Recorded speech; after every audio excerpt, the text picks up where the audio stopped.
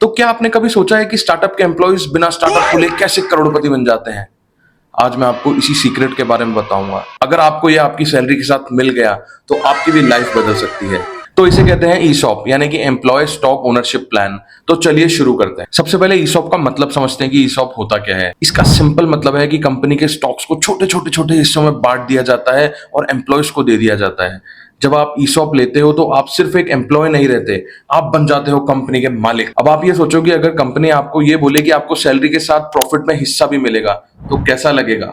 बस इसे ही कहते हैं ईसॉप। तो स्टार्टअप ऐसा करते ही क्यों है?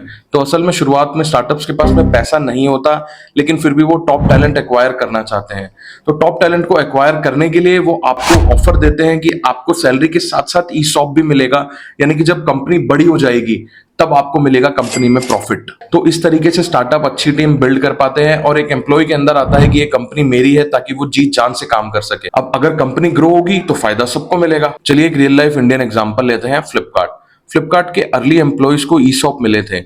जब फ्लिपकार्ट कंपनी छोटी थी तब शायद ये ईसॉप से बहुत छोटे थे, पर जब वॉलमार्ट ने फ्लिपकार्ट को 2018 में एक्वायर किया तो कंपनी की वैल्यूएशन $16 बिलियन हो गई और वो छोटे छोटे ईसॉप सारे एम्प्लॉयज को करोड़पति बना के चले गए। अब आप सोचेंगे कि ईसॉप तो बड़ी कमाल की चीज है, सबको मिले तो कितना फायदा हो जाएगा। तो चलिए कुछ बेनिफिट्स देखते हैं ईसॉप्स के। एम्प्लॉय के फ्यूचर वेल्थ के लिए बहुत बड़ी अपॉर्चुनिटी है। कंपनी के प्रति लॉयल्टी और ओनरशिप की फीलिंग आती है। अगर स्टार्टअप सक्सेसफुल हो जाता है तो लाइफ चेंजिंग पैसा मिल जाता है। पर हाँ, इसका रिस्क भी उतना ही है।